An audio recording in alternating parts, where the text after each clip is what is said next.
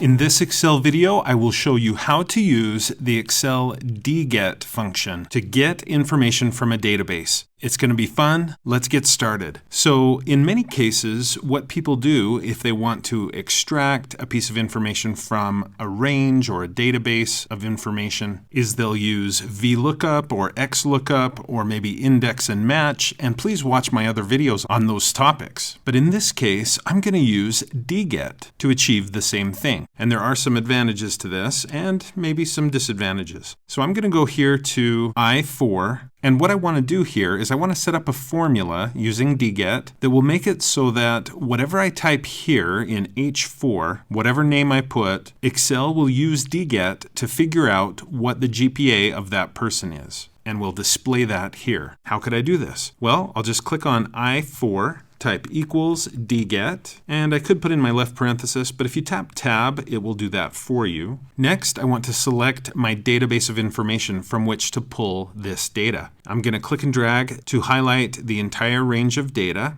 including the column headers. I'll put in a comma. Next, what is the field that I care about? What is it that I'm looking for? Well, it's GPA, and I could type that in, but it's better to just click here on I3. I'll put in a comma. Next, Excel is looking for criteria. What's the criteria to figure out what the GPA is? Well, the criteria is the name that is typed here in H4. So for this, you have to click not just on Alice in this case, but name and hold the click and then drag down. So H3 through H4. So we've done all parts of this formula. We used the function DGET, we specified the database, the field, and the criteria. I should put in my right parenthesis, but you don't really have to. I'll tap enter on the keyboard and look. Alice's GPA is 3.9. What about Ian's? I type Ian, tap enter. Oh, it's still 3.9. I type in Julia and it changes to 3.2. So this is fantastic. Now I'm going to show you how to make this even better. So stay tuned through the rest of the video. We're going to look at how to use drop downs to make this even more useful. So one of the nice advantages to using DGET is it can be dynamic in how it works. For example, for Julia here, maybe I'm not so interested in her GPA, but in her major. So if I go here where GPA is entered, I could change that to major. Tap enter and look. Now Excel is using DGET to look for the major of whichever student is listed here. Okay, so having said that, that's an advantage of DGET. It can be used dynamically. It can change based on what you type in I3. But now I want to turn this into a drop-down list. So with I3 selected, I'm just going to go to the Data tab and look for Data Validation. Now on my small computer screen, it just has an icon for that. This is what it looks like. If I click on this down arrow, I get the options spelled out completely. So that's what I'm looking for, Data Validation. I select it and I'm going to go to Allow and change it to List. And then here I would type in a list of all of the possible information that I would want to pull out of this spreadsheet. So it's really the column titles. So I could click here under Source and I could type Student ID, comma, I don't need spaces or anything, type in name and so forth, putting in all of this information. So there it is. I'll click OK. And now all I have to do to change what I'm looking for using DGET is click here on this drop-down arrow, switch to name. Now that's not very useful. Maybe I'll switch to student ID. Maybe I'll switch to year. And all of this is updating based on Julia's information. Now I could also do the same thing with the names. I could turn the names into a drop-down list. Again, Data tab, Data ribbon. In the Data Tools group, I'm going to click on Data Validation.